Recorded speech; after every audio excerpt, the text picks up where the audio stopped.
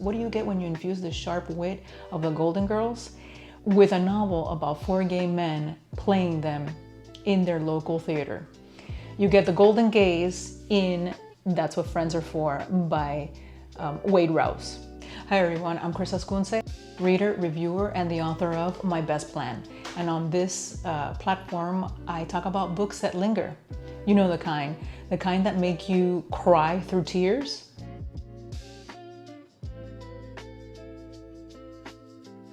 And That's What Friends Are For is just that book. It's a novel that feels like a warm hug wrapped in shoulder pads and sarcasm. If you've ever rewatched The Golden Girls and thought, wow, this show is ahead of its time, you're not wrong. It tackled aging, politics, loneliness, and chosen family with humor and the kind of boldness you didn't see before on TV. But chosen family, it's always been part of our community, hasn't it? And that's exactly the spirit behind this novel. It centers around four gay men in their golden years who share a home in Palm Springs, once owned by Zsa Zsa Gabor. And right there, that sets the tone for lots of laughs. They are Teddy, Barry, Ron, and Sid. So I'm guessing if you've ever watched The Golden Girls, you know who's who, right? They bicker, they protect each other, they annoy each other, but they love each other like no other. So once a month, they host a drag show called The Golden Gays, where each of them embodies a golden girl.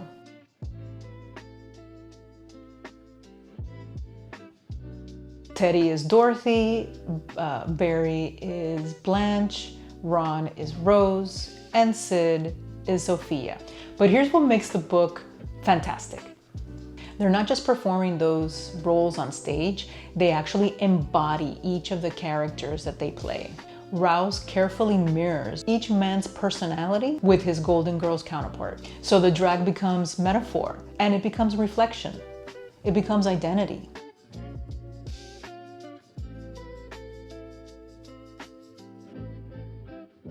And that's where this book really shines, because beneath the humor, and there's a lot of humor, this novel is about aging in the queer community, something I think a lot of us fear, especially, we get older, and if we don't have lots of family around and we don't have children, well, some of us are gonna age by ourselves. So that's why this book is so touching. It's also what happens when your biological family rejects you, and the friendships that step in and fill the void. This is Chosen Family 101, seriously. And I think that's what stayed with me most, is that these four guys, they live together. Yes, there is a reason why they live together, just like on The Golden Girls. They each couldn't really afford to live by themselves, but it still stayed with me. The I've got your back moments in this novel are really poignant. These guys fight, they argue, they say things maybe they shouldn't, but when it matters most, they show up for each other. And that's what feels real. Rouse's prose is sharp and indulgent in the best way. His description of Palm Springs is almost cinematic. You feel the dry heat, the sun on your face, the nostalgia of a place that's always been a haven for the queer community. And the banter between the men is crisp and quick. It feels lived in, like cozy, like their living room. If you're a fan of The Golden Girls, this book will really hit you in the nostalgia gut. This is my nostalgia jam. It's like sitting on the couch with your mom or your grandma, laughing at the jokes you really didn't get back when you were a kid.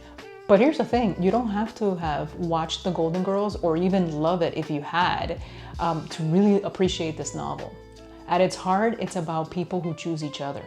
And I think that's something we can all understand, especially in the queer community where chosen family isn't just a gimmick, it's survival, it's reality, it's a sanctuary, really.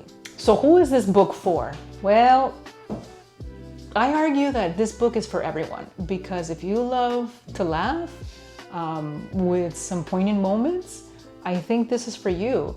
And these guys really have a lot to talk about. The discussion here is fantastic. It's for readers who love ensemble casts, of course. It's for readers who enjoy humor layered with emotional depth. It's for anyone thinking about aging and what it means to grow older with the people who truly know you. But most of all, this book is for people who believe that friendship isn't secondary to romance. It's foundational.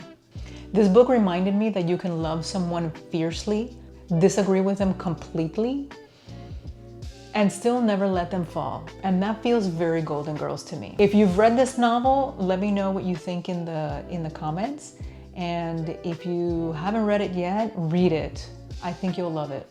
And I'd love to know, are you Dorothy, Blanche, Rose, or Sophia?